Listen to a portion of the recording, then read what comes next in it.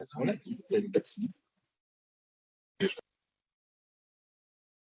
mon trésor. Ah, il y a Yann pour mon toit.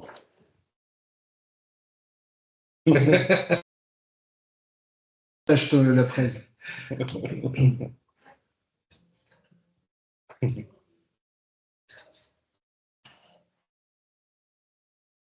Bonjour à tout le monde. Je pense que... Le plein écran. Il n'y a peut-être pas plein écran.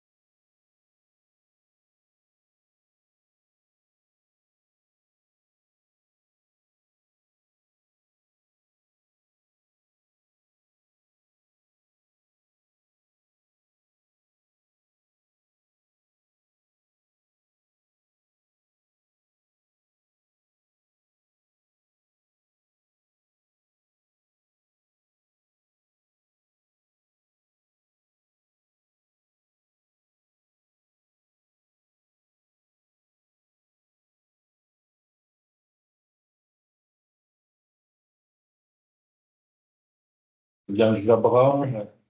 Reportage. Bon, on va repartager. On va y arriver.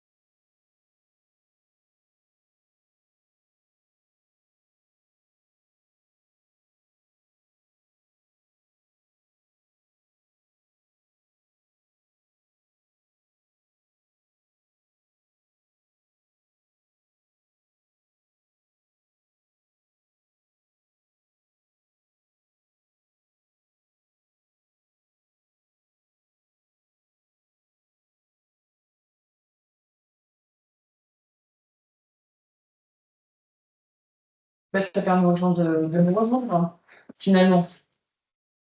Partager. Voilà. Je vais partager.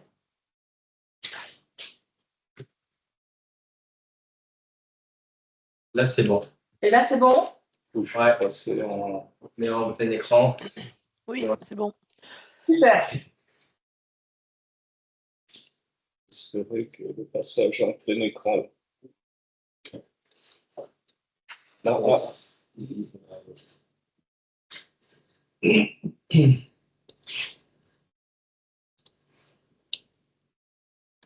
Yes, c'est bon. magnifique.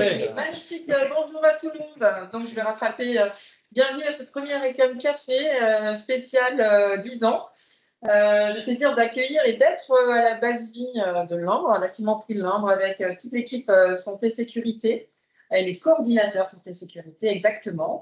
Nous célébrons le premier thème de ces 10 ans, donc santé sécurité, et ce mois-ci, vous l'avez découvert aussi, l'esprit d'équipe. Donc c'est un peu voilà un double objectif. L'esprit d'équipe qui est aussi porté par les équipes avec le sponsor Pascal Huswein. Mais là, je suis avec François Meyer et l'équipe Santé Sécurité qui va voilà, vous présenter un peu leur vision des 10 ans de la sécurité. Voilà, François, à toi. Donc, bonjour à toutes et tous, je suis François Meyer, directeur prévention dans le groupe depuis presque 30 ans. Donc 10 ans se sont écoulés depuis le légendaire événement Bonjour à Reims. Ceux qui sont là depuis plus de 10 ans s'en souviennent certainement.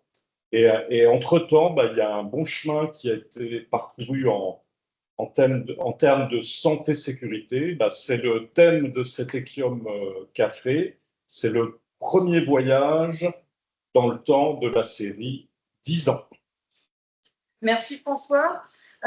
Pierre, tu es le premier de l'équipe à prendre la parole. Merci, je le fais avec plaisir. Moi, je suis Pierre Bonstin, je suis coordinateur santé sécurité pour la branche ciment, avec l'aide de Ludovic Leblanc qui m'accompagne dans cette mission. Presque 10 ans aussi chez Ecom.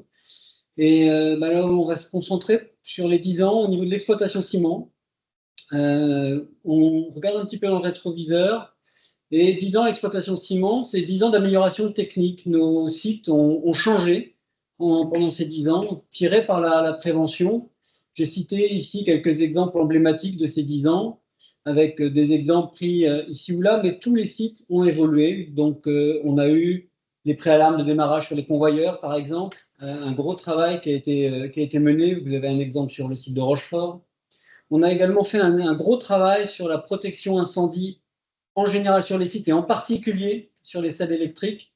Et un exemple sur l'usine de Limbre. Les protections machines ont également évolué pendant 10 ans. La caractérisation, les points rentrants, ça se poursuit. Un travail aussi important sur la sécurisation des accès. Là, il y a un exemple sur le site de Dan. Et j'aurais pu citer beaucoup d'autres exemples sur d'autres familles de risques. J'ai mis par exemple par rapport au risque de renversement d'ébène, l'anémomètre qu'on a pu installer sur Montoire de Bretagne et Dunkerque depuis. Donc voilà, 10 ans d'amélioration technique pour que, quand on va intervenir, on soit en sécurité, quand on opère, on soit en sécurité. Ces 10 ans, c'est aussi 10 ans d'amélioration dans la préparation et le suivi de nos chantiers. Alors que ce soit des chantiers importants, on a ces phases dans la vie des usines qu'on appelle les gros entretiens, où on va, dans une période assez courte, accueillir de nombreux salariés pour faire des travaux.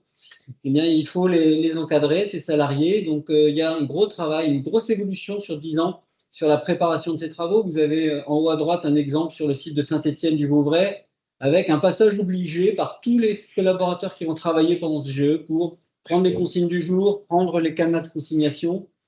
Un autre exemple que j'ai illustré, ce sont les travaux à haut risque, donc des travaux qu'on identifie spécifiquement comme dangereux. Là, j'ai pris un exemple de chaudronnerie. On en a de nombreux. Par exemple, aussi la cheminée à Dan, comme le cite Magali dans son verbatim. Donc voilà, sur tous ces gros chantiers, il y a eu de l'évolution dans la préparation, dans le suivi, mais on a aussi notre quotidien. Et également dans le quotidien, il y a eu beaucoup plus de rigueur dans la préparation à travers le document que vous reconnaissez peut-être, c'est l'analyse de risque avant travaux dangereux, qu'on appelle aussi le LMRA, qui amène les compagnons à se poser les questions au moment de l'intervention sur à quel risque je vais être exposé, comment je m'en protège. C'est une démarche qui a 3 ans maintenant et qui a pris, vous voyez par exemple sur l'usine de Limbre en 2024, c'est plus de 2400 interventions qui ont été analysées avant intervention. Donc voilà, sur ces 10 ans, on a une réelle évolution sur cette préparation et sur le suivi des chantiers. C'est aussi 10 ans de travail pour libérer la parole sur la prévention avec différentes étapes. En 2019, on lance les premières concertations. Voilà, il y avait des sujets de prévention. On a été voir les compagnons en disant, mais dites-nous comment ça se passe. Et ça a amené déjà un premier plan CAPEX spécifique pour améliorer du matériel, améliorer des accès. Ça s'est poursuivi en 2020-2021 dans la campagne sécurité. Il y avait un module spécifique sur le débourrage, le ringardage, où on prenait des situations réelles des sites. On allait discuter avec les intervenants comment réduire la dangerosité de ce débourrage ou de ce ringardage-là. Ça se poursuit depuis 2 ans avec ce qu'on appelle les amnisties. On a commencé par la consignation en 2024, un sujet important par rapport à nos risques majeurs. On reproduit cette année sur le travail en hauteur, deuxième risque important, à chaque fois avec des situations qui remontent, qu'il faut traiter sur le plan technique, organisationnel. Là, vous avez l'exemple de la trappe pour accéder sous le broyeur de La Rochelle en photo, qui est un des nombreux exemples, une des nombreuses situations qui ont été remontées par nos compagnons. C'est aussi 10 ans de valorisation de tout ce qui est réalisé sur les sites, avec, vous allez voir défiler, un certain nombre de récompenses qu'ont eu les différents sites ou les différents acteurs à travers les Safety Awards, donc les récompenses que décerne le groupe CRH, mais aussi à travers des récompenses externes, par exemple France Ciment, qui a décerné plusieurs fois le trophée sécurité, 2 fois pour Rochefort. Là, on est sur un Safety Award, Anne-Sophie, sur le site de Saint-Étienne. Les 1000 jours sans accident, on les a fêtés en janvier 2023. Un petit calcul rapide, on n'est plus très loin des 2000. Donc, je sais que le site de Montoire travaille sur le sujet pour atteindre ces 2000 jours. On a vu passer le trophée pour le travail fait par l'usine de Limbes sur les SI. On a à nouveau le trophée en 2024 pour le site des Mains, décerné par France Ciment. Et j'ai fini cette diapo de récompense par les 10 ans sans accident à La Rochelle, qu'on a fêté il y a quelques semaines. Bravo à toute l'équipe, bravo à tous les services support qui accompagnent ces démarches-là. Oui, merci, merci Pierre. Je pense que c'est super déjà de voir toutes les belles réussites et de surtout célébrer les équipes qui y participent tous les jours. Je vais passer la parole maintenant à Franck. Franck, quelle est ta vision des 10 ans santé sécurité?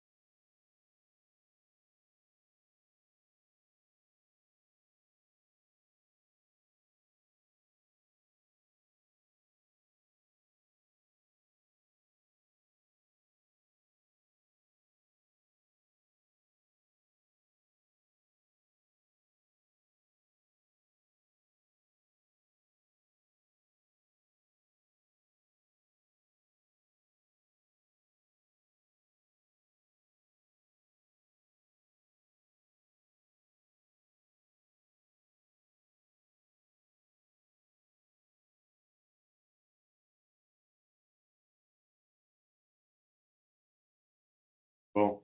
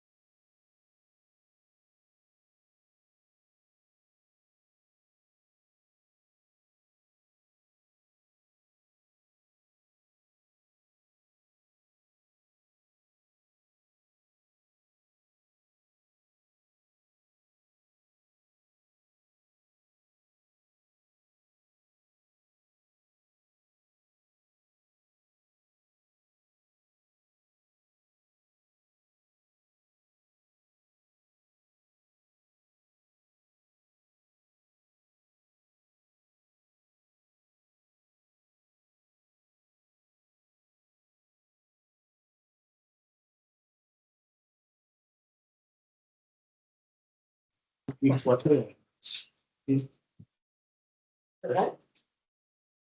bon? C'est bon, ils ont l'écran en partage? On va jouer avec un béton là. Ok, bon, donc on est bon. Ils nous entendent? C'est bon. C'est bon, c'est reparti? Vous nous entendez? Oui. Ouais, parfait. Oui, c'est bon. Super, c'est reparti. Donc Franck Rachy, coordinateur santé et sécurité, bonjour à toutes et à tous pour la branche béton.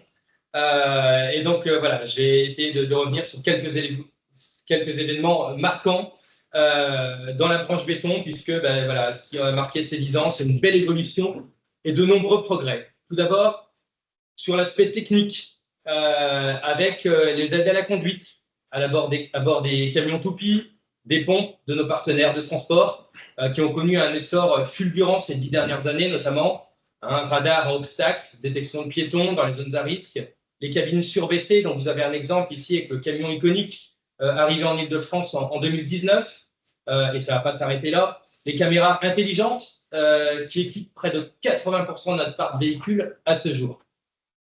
Les dispositifs de sécurité également, tels que les détecteurs de ligne et les capteurs de renversement qui assurent aux conducteurs une meilleure analyse de leur environnement de travail. Et sur nos sites, à passer. Le pire. Ouais, s'il te plaît. Voilà. Et enfin, donc sur nos sites, passer encore. Merci. Sur nos sites, voilà des dispositifs de consignation, suite notamment à l'événement qu'on avait connu sur Nanterre en 2021, hein, les ICV malaxeurs, et l'intégration de la sécurité dès la conception qui contribue à une meilleure protection de nos salariés. Sur le volet organisationnel, on a également fait de gros progrès. Tout d'abord, grâce à DigiRisk. Grâce à DigiRisk, hein, qui a été développé en interne par notre équipe IT, sous l'impulsion de Guillaume Brossard, et qui offre à nos agents de planning un outil dédié pour identifier les risques potentiels liés à la présence de lignes électriques, mais également les accès chantiers compliqués avant d'engager des visites préalables.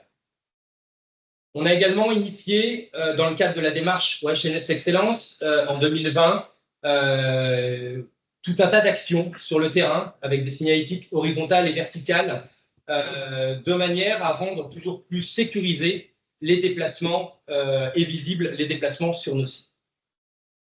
Pour rendre nos communications sécurité plus dynamiques et plus collaboratives, nous avons équipé nos sites d'écrans et de webcams pour répondre à notre organisation multisite parfois contraignante. Et enfin, sur ce volet-là, nous avons digitalisé de nombreux outils pour rendre les démarches d'audit camions et chantiers, par exemple, comme il s'est illustré en bas à droite, plus simples et plus fluides pour nos équipes. Enfin, sur la composante humaine, qui n'est pas en reste, nous pouvons citer dans cette catégorie des évolutions majeures concernant l'adaptation de nos outils de production à l'homme, comme vous avez ici à l'écran en exemple, la mise en place d'escaliers d'accès jusqu'en haut des silos quand cela est possible pour remplacer les crinolines. Nous considérons nos partenaires, intérimaires, transporteurs et sous-traitants comme nos propres salariés. À ce titre, nous les accompagnons vers une culture sécurité plus forte, à l'image de nos partenaires de pompage que nous encourageons à se professionnaliser en matière de santé et sécurité au travers de la certification AFNOR d'entreprise. Et j'en profite ici pour remercier l'équipe de coordinateurs distribution dont les postes ont été créés il y a à peu près une dizaine d'années justement et qui nous aident activement dans le déploiement de ces démarches avec ces partenaires. Nous développons avec notre réseau de formateurs des formations toujours plus innovantes grâce à la réalité virtuelle, mais également à des formations pratico-pratiques sur le terrain pour rendre nos formations et sensibilisations les plus pertinentes possibles.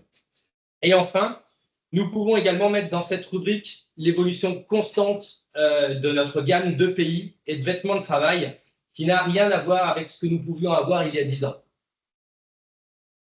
Pour conclure, et ce n'est pas moi qui le dis, eh bien nos clients, nos sous-traitants et nos chauffeurs, Echium Béton est reconnu pour son niveau d'exigence en matière de sécurité, un niveau que nous devons sans cesse maintenir et faire progresser au rythme des évolutions afin de pouvoir être fiers d'afficher un palmarès de plusieurs années sans accident à l'image de ce que vous avez sur la gauche, avec le palmarès de plusieurs années successives sans accident sur la centrale de Batignolles. Pour terminer, voilà, je vous demande de rester tous vigilants et de veiller les uns sur les autres pour pouvoir poursuivre nos efforts et continuer à être meilleurs d'année en année en matière de sécurité. Merci Franck pour toute cette belle réussite et en fait ces beaux trophées. Je passe la parole à Geoffrey pour le granulat. Oui, donc bonjour à tous. Donc Geoffrey Notin, coordinateur santé sécurité pour la branche granulat. Bon, j'ai intégré Stradal au 1er juillet, donc voilà, comme vous le savez. Donc pour le granulat, donc j'ai tout d'abord fait une extraction des résultats sécurité depuis ces 10 dernières années. Le but n'est pas de parler de chiffres, mais enfin, on peut voir depuis 2015 que le granulat est en amélioration constante avec un réel objectif de tendre vers le zéro et de façon pérenne. Mais ces résultats en amélioration depuis 10 ans, vous le savez, c'est clairement pas le fruit du hasard. Et donc, c'est pourquoi je voulais illustrer en fait et faire un parallèle avec une méthodologie qui est bien connue en termes de santé-sécurité. Donc, cette méthodologie, en fait, s'appelle la courbe de Bradley, qui sera le fil conducteur de ma présentation. Donc, sans entrer dans les détails, la courbe de Bradley détaille en fait les étapes et la maturité du système en lien avec la réduction de l'accidentologie. En gros, c'est comment passer d'une sécurité passive à une sécurité participative. Comment passer de je porte mes EPI car le manager me l'impose à je respecte les règles car j'ai compris et je suis convaincu que ça soit pour ma sécurité et celle des autres. Donc nous allons voir au granulat comment on a validé ces étapes depuis ces 10 dernières années. Donc la première étape a commencé il y a 10 ans et même voire plus. Donc à nos débuts, on a vraiment commencé par se focaliser sur la sécurité machine, la conformité de nos installations, et pensant que les résultats sécurité en fait étaient surtout dus à des équipements et des procédures défaillantes. Nous faisions vraiment un focus sur les risques machines et la sécurité à nos yeux était surtout insufflée par les directeurs et les managers et non par le terrain. Et donc en fait, bon, ça reste une étape importante et primordiale, mais cela reste insuffisant pour atteindre vraiment le zéro accident. Donc c'est pourquoi par la suite, donc, on a décidé vraiment de miser plus sur l'humain, et notamment avec les frontline leaders et les managers de proximité, avec des formations plus spécifiques, plus pratiques et liées à nos risques. Et notre but était vraiment que les chefs de carrière s'approprient pleinement le système de sécurité, qu'ils soient les vrais acteurs. D'où les exercices de manager la consignation, hauteur, conduite, qui sont à plus de 100% depuis plusieurs années. Et en plus, après, dans un deuxième temps, on a même décliné cette partie management au N-1, aux chefs d'équipe, qui permettent maintenant d'épauler nos chefs de carrière dans les permis et les managements des sous-traitants. Donc nous avions vraiment passé un cap dans l'engagement des managers et de proximité qui se lisait dans nos résultats. Et enfin, donc, pour tendre au zéro accident, il faut que la sécurité soit partagée par tous, que chacun soit acteur de sa sécurité et celle des autres, la fameuse vigilance partagée. Donc, sur ces dernières années, nous avons vraiment voulu impliquer l'ensemble des équipes pour que le terrain soit une vraie force de proposition et d'amélioration. Et pour illustrer cette vigilance partagée au granulat, en plus de nombreux groupes de travail, j'ai retenu 2 exemples qui, pour ma part, ont été une vraie réussite et un vrai travail d'équipe. Le premier, en fait, était les challenges sécurité, le premier lancé en 2021, où nous avions demandé aux équipes de nous proposer à minima un projet d'amélioration et de réduction des sites par site. Un réel succès, car 48 projets avaient été proposés par les 34 sites. En même temps, une commission prévention avait été spécifiquement créée, composée de fonctions support, de managers, de personnes de terrain. Et surtout, c'était un vrai succès du fait que la direction également s'était engagée à réaliser plus de 85% des projets avec un montant engagé de plus de 550 000 €. Fort de ce beau projet, nous avons réédité ce challenge en 2024, plus spécifique à la circulation et qui fut également une belle réussite et les projets sont réalisés ou en cours de réalisation. Et enfin, la deuxième réussite et travail d'équipe, c'est pour impliquer les 300 collaborateurs du granulat. Donc, ça va vraiment de l'assistante de direction aux commerciaux, du conducteur d'engin au directeur général. Donc, nous avions lancé un programme appelé MyTection qui avait pour objectif d'identifier les mauvais comportements, mais pas que au travail. C'était également à la maison, sur la route et dans la vie de tous les jours. Donc, c'était des 3 modules qui ont été suivis par 300 collaborateurs et pour que chacun travaille individuellement sur ses comportements à risque dans la vie de tous les jours. Donc voilà 2 exemples de projets majeurs impliquant l'ensemble des collaborateurs et qui se traduisent dans les résultats sécurité et qui nous permettent de se rapprocher et d'atteindre parfois les 0 accidents depuis ces dernières années. Donc en conclusion, la sécurité, comme vous le savez, demeure l'affaire de tous. Et donc je tiens à féliciter l'ensemble des équipes du Granulat pour leur professionnalisme et leur implication au quotidien. Donc bravo à tous et vous pouvez être fiers de nous. Félicitations. Merci Geoffrey pour ce témoignage et puis félicitations pour ta nomination chez Stradal. Voilà, et pleine réussite à toi, puisque tu as œuvré chez Ekium, maintenant tu vas œuvrer chez Stradal. Merci. Je passe naturellement la parole à Lamine. Bonjour à tous, Messaï Lamine, du coup, coordinateur santé-sécurité pour la partie logistique ciment et granulat et la partie direction commerciale ciment.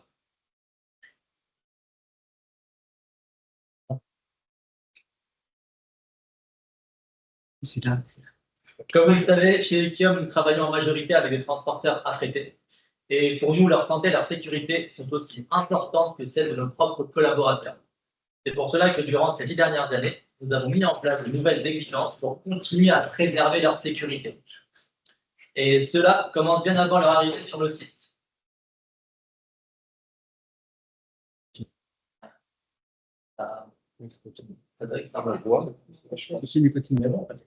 Et cela commence bien avant leur arrivée sur le site. Du coup, il y a 6 ans, nous avons créé un site web logistique et tout un parcours de formation sécurité Ekium pour les chauffeurs.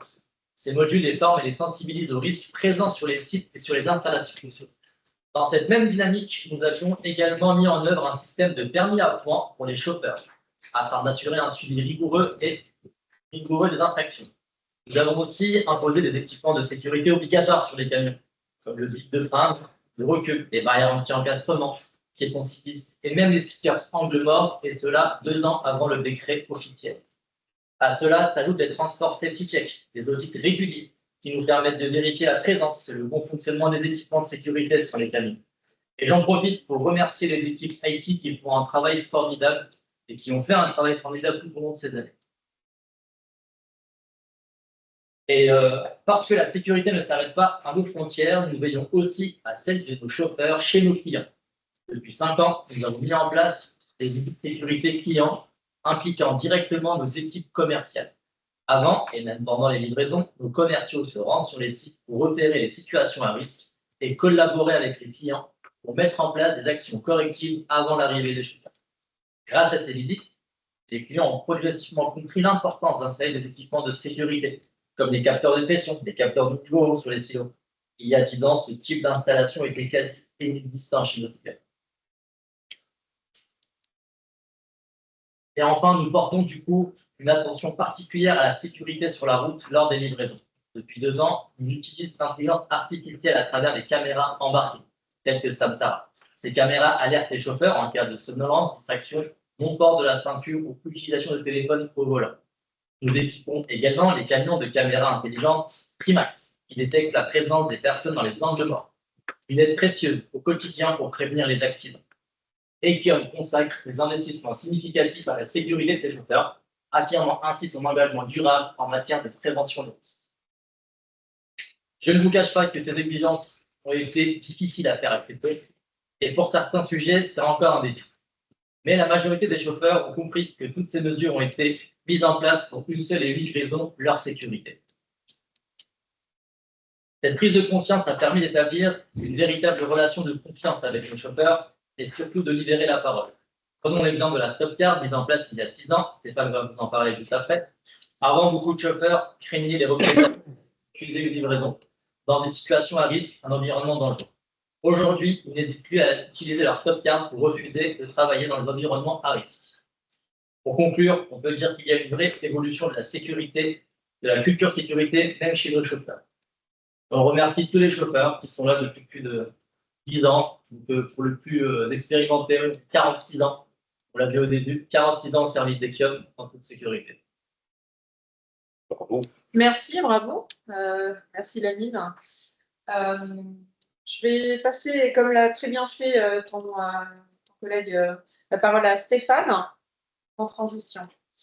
Donc, bonjour à tous, Stéphane Lemoule, directeur santé sécurité Ekium Stradal. Donc, depuis 1 an et demi chez Ekium et 6 ans dans le groupe avec Stradal. Les 10 ans d'Ekium, si on regarde un petit peu dans le rétroviseur, ça a démarré déjà avec Holcim. Et c'est un point quand même qu'il ne faut pas négliger. Pourquoi? Parce que une culture sécurité, ça se construit sur des bonnes fondations. Et Holcim a permis à aujourd'hui Ekium, à travers toute l'histoire, de construire ces bonnes fondations. Et lors de la création d'Ekium, les équipes ont pu utiliser, on va dire, les standards Holcim pour démarrer de manière extrêmement forte leur investissement et leur exigence en termes de sécurité. À travers un objectif, c'était déjà de définir que la sécurité était l'objectif numéro 1 pour la société, ce qu'on retrouve sur l'ensemble des engagements de la direction.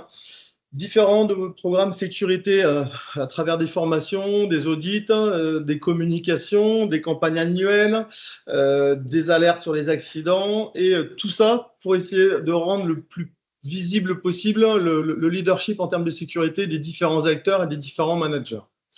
Donc, des bonnes fondations qui ont pu être complétées après, si tu peux passer le slide d'après, par l'impact de CRH vis-à-vis d'Ekium, c'est-à-dire que CRH a développé depuis des années ce qu'on appelle les 16 LSR. C'est un standard qui va reprendre, qui va cibler les différents risques majeurs et définir des différents standards de sécurité pour nous permettre de mettre en place des éléments de prévention pour sécuriser certaines phases de travail, typiquement le travail en hauteur, certains équipements.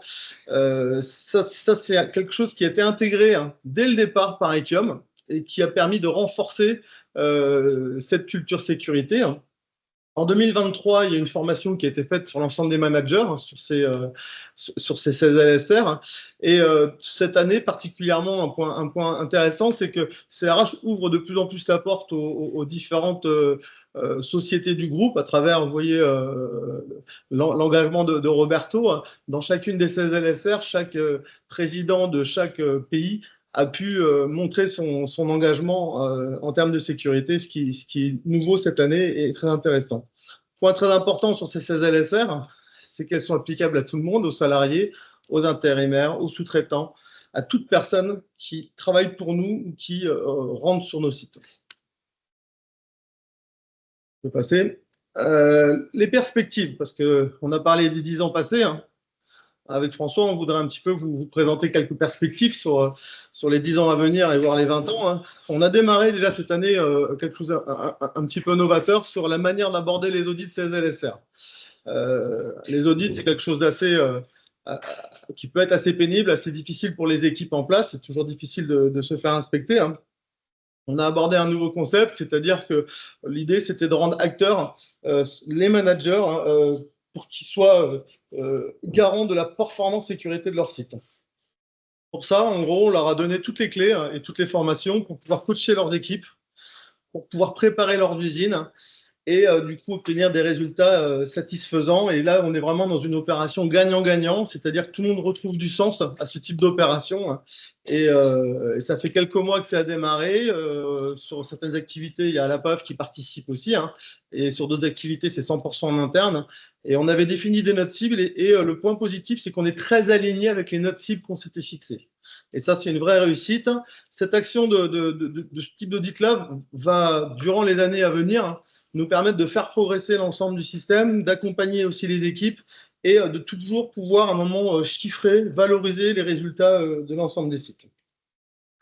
En termes de perspective, on en a parlé tout à l'heure à travers la logistique et les messages envoyés aux chauffeurs.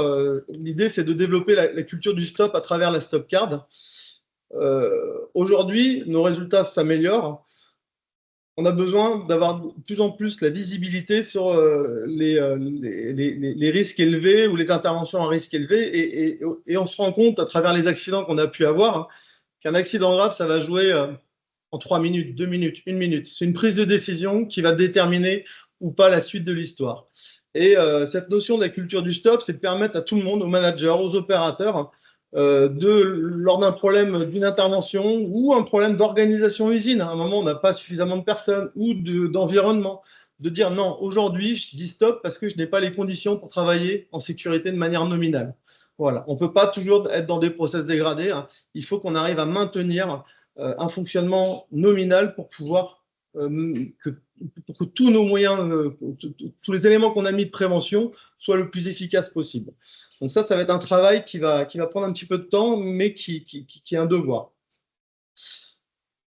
Perspective, dans les 10 ans qui viennent, je pense que notre manière de faire de la sécurité va totalement changer. On a démarré à travers différents outils qu'on a pu voir sur ces différentes activités, hein, mais on a lancé un projet de digitalisation de l'ensemble de nos outils. Hein.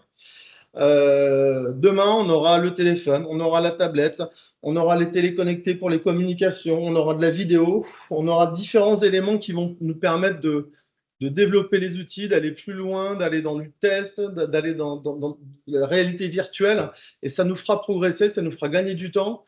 Et en plus, on sera plus qualitatif dans l'ensemble de nos formations et de nos communications.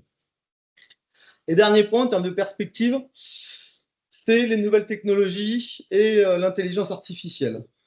Si on parle de nouvelles technologies, on a fait des essais à travers la mine et la log avec des drones. Aujourd'hui, on a des drones qui nous permettent d'inspecter, de contrôler différentes zones dans nos usines où, si on devait y aller visuellement, on mettrait en danger nos collaborateurs. On se mettrait dans une situation d'insécurité. Et là, on a un travail à faire, c'est de généraliser ce type de pratique, de se faciliter certain travail pour inspecter l'intérieur d'un silo, l'extérieur d'un silo, une installation difficile d'accès. Là, aujourd'hui, on est sur l'usine de Limbre avec les travaux du Cassis. Quand on voit la structure, quand on voit la taille aujourd'hui de nos activités, hein, on a besoin d'avoir un contrôle visuel sur nos structures. On a besoin d'avoir à un moment des outils qui nous permettent de le faire et les drones nous permettent de le faire. Deuxième outil aujourd'hui, c'est les caméras avec l'intelligence artificielle associée. On l'a vu à travers Samsara, différents outils. L'avenir va passer par ces caméras où, au moment, on pourra, à la place de mettre des grilles, des barrières, il y aura une caméra qui déterminera une zone. Dès que la personne franchira la zone, la machine s'arrêtera. Ou, si on va encore plus loin, ça c'est RH qui nous a un peu communiqué dessus, un interlocuteur, un petit robot avec qui on va discuter hein, sur la manière dont on va travailler. Ce robot lié à l'intelligence artificielle va nous dire, bah voilà, ta procédure de l'auto-auto, tu dois l'amener comme ça, et on pourra échanger avec lui. Est-ce que j'ai bien fait? J'ai posé mon cadenas, est-ce que c'est suffisant? Voilà, tous ces sujets-là, dans les 10 à 20 ans, je pense, changeront nos métiers, hein, à nous en tout cas, au HS, hein, et changeront aussi les métiers des managers en termes de contrôle et de visuel. Merci Stéphane pour cette vision et cette projection vers l'avenir. François, ta conclusion sur tous ces messages et les messages de ton équipe? Pour conclure, au travers de ces magnifiques présentations, ce qui ressort le plus, c'est que finalement, en 10 ans, ce qui a changé le plus, c'est nous. C'est nous, l'humain est au cœur de toute démarche. Nous avons changé, nous avons amélioré notre culture sécurité. Et ça se traduit, alors c'est pour ça que j'ose aujourd'hui, je crois que je suis le seul que vous apercevez incrusté dans, j'ose arborer un polo, un magnifique polo 10 ans rose, donc ce qui dénote de mon humeur, l'humeur du jour, et tout en sachant qu'en sécurité, il faut rester toujours très modeste et très vigilant, mais quand même, on peut se réjouir en 10 ans d'avoir divisé le nombre d'accidents reportables à CRH, donc les accidents graves, par 3, et ça se traduit mathématiquement par une réduction par 7 du taux de gravité. Donc c'est très satisfaisant, c'est un vrai changement culturel. Je voudrais l'illustrer par une anecdote, puisque moi je suis là depuis bien plus que 10 ans. En 2016, nous avions travaillé sur un pilote de formation pour remplacer License to Lead, ceux qui se souviennent des exercices avec les pizzas, et on avait fait un pilote en Bourgogne-Franche-Comté avec des managers de proximité. L'idée, c'était de les amener sur la sécurité participative co-construite, pardon. Et là, ça avait été une terrible douche froide. Les gars nous avaient regardé froidement en disant « mais ça ne nous intéresse pas, nous, on attend vos ordres, vous nous faites des procédures, vous nous dites quels pays, donc ça avait été terrible. Donc on peut mesurer le chemin parcouru, hein, l'implication de tous, compagnons, managers, fonctions support, représentants du personnel. On voit bien, dès qu'on lance un chantier, je pense à l'implication des équipes des mains sur le chantier du séparateur, il y a vraiment une implication de tous. Je pense aussi que le programme Frontline Leader nous a énormément aidé à progresser. Hein. J'ai vu qu'il y avait certains de mes élèves d'Alsace-Moselle qui étaient connectés, ils peuvent en témoigner ou pas.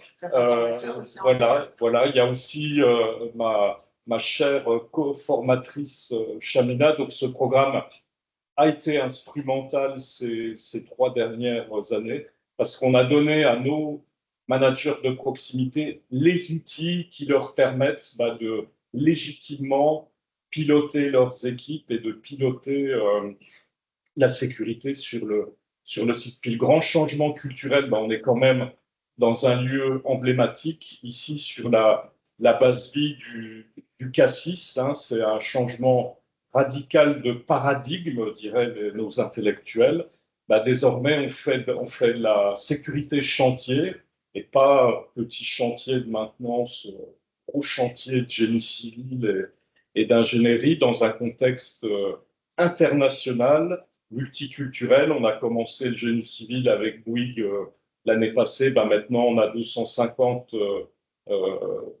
compagnons chinois qui œuvrent sur l'ingénierie. C'est un merveilleux challenge multiculturel. Hein. Michel Bruyère, Éric Bourdin et les équipes d'HSE font aussi un travail remarquable sur un chantier tous les jours à haut risque avec du levage, du travail en hauteur, un peu moins de coactivité. Et je voudrais également, dans ce changement culturel, saluer le réseau santé-sécurité. Hein.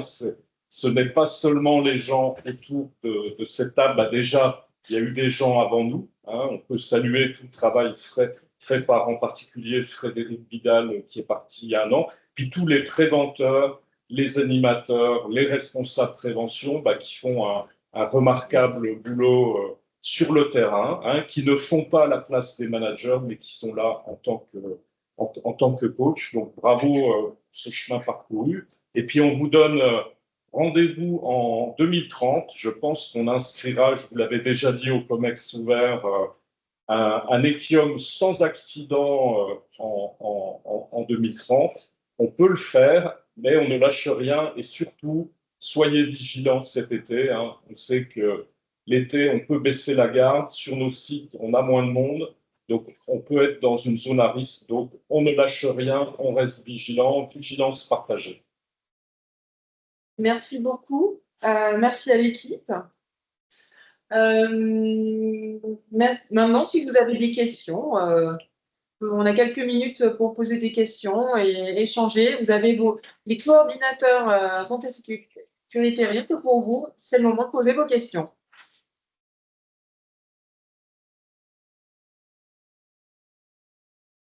Après, vous pouvez aussi poser, pour les timides, vous pouvez poser vos questions sur Teams. Hein. On peut les lire sans aucun souci. On est à votre disposition. Peut-être plus qu'une question, c'est peut-être une réaction, effectivement, puisque François, nous co-animons finalement ce premier pavé qui concerne la santé-sécurité et l'esprit d'équipe. Et moi, ce que j'ai trouvé vraiment admirable, en fait, dans les présentations qu'on a vues, il y a forcément beaucoup d'évolutions techniques, et puis ça, c'est ma vision des choses maintenant que je vois, hein, c'est les évolutions techniques qu'on a vues sur les 10 dernières années, les investissements qui ont été réalisés, mais bien avant tout ça, et je trouve que c'est très bien, parce que c'est la première photo en fait de votre présentation, c'était un peu ça, c'était l'équipe en fait qui est derrière, mais cette équipe qui était là pour porter un peu tous ces projets-là, mais ce projet-là, finalement,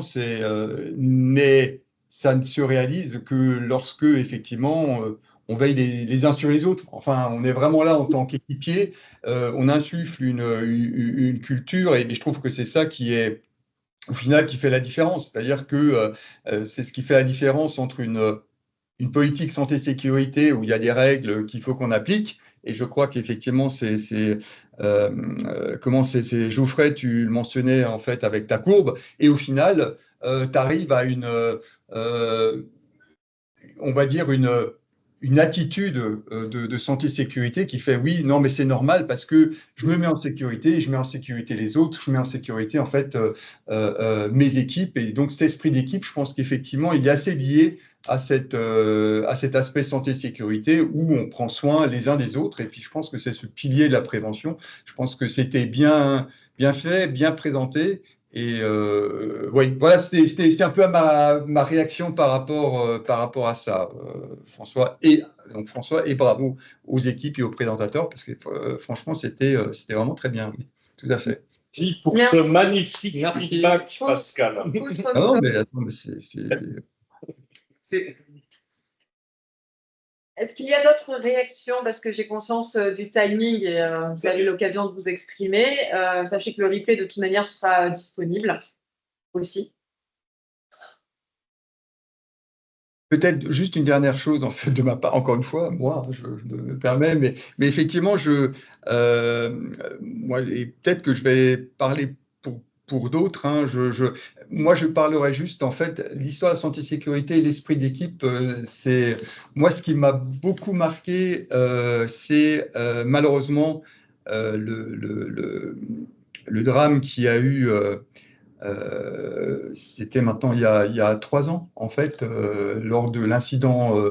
Ce qui m'a encore plus marqué, c'est l'incident de pompage, l'accident où effectivement un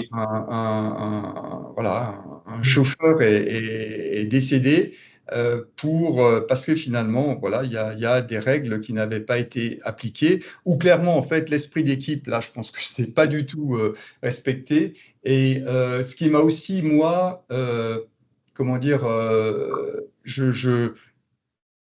où je me suis dit, ben, tout le monde peut parler de santé-sécurité, parce que très souvent, effectivement, quand on parle de la vie de personne, je pense que tout le monde est en droit et a certainement un avis sur la santé-sécurité, qu'on travaille, j'en sais rien, au commerce, ou qu'on travaille comme moi dans la finance, l'informatique ou les achats. Je pense que tout le monde peut avoir un droit et un devoir, effectivement, de s'exprimer sur cet aspect-là, parce que quand il voit des situations à risque, ben voilà, je pense que l'esprit d'équipe, ben justement, il nous impose finalement de réagir par rapport à certaines choses, et tout le monde est en droit de le faire. Il n'y a pas de oui, ben tiens, moi je réagis pas trop parce que peut-être que je suis pas un spécialiste. Je pense que quand il s'agit de sécurité et de santé, je pense que tout le monde a droit à la parole. Voilà, c'était un peu l'autre point que je voulais peut-être relever. Merci beaucoup, Pascal. Écoutez, alors, moins qu'il y ait quelqu'un qui ait une question, mais si vous ne voyez pas d'inconvénient, je pense qu'on va retourner tous à nos applications. En tout cas, je remercie l'équipe santé-sécurité d'avoir ouvert le bal, parce que ce n'était pas l'exercice facile. Vous avez compris aussi qu'il y avait eu quelques petits soucis techniques au début. Ça ne les a pas du tout décontenancés. Donc, moi, je les remercie aussi d'avoir participé activement et d'avoir rempli cette mission. Merci Pascal de ton intervention aussi. Merci à vous et on vous retrouve pour les prochains thèmes de la rentrée, puisque c'est un peu les épisodes. Hein. Nous aurons à célébrer dans le cadre des 10 ans voilà, l'histoire avec CRH, puisque Stéphane, tu viens d'en parler et c'est vrai que c'est ce qui nous lie, hein, Ekiom est lié à CRH, et ainsi que les solutions de la construction, donc avec les sponsors, donc l'histoire de CRH, c'est Roberto Huet, que vous connaissez tous. Et les solutions de la construction, c'est Jean-Pascal Soufflet. Voilà. Je vous souhaite une bonne fin de journée. Merci à tous pour votre participation. Et bon anniversaire. Et bon anniversaire. Au revoir.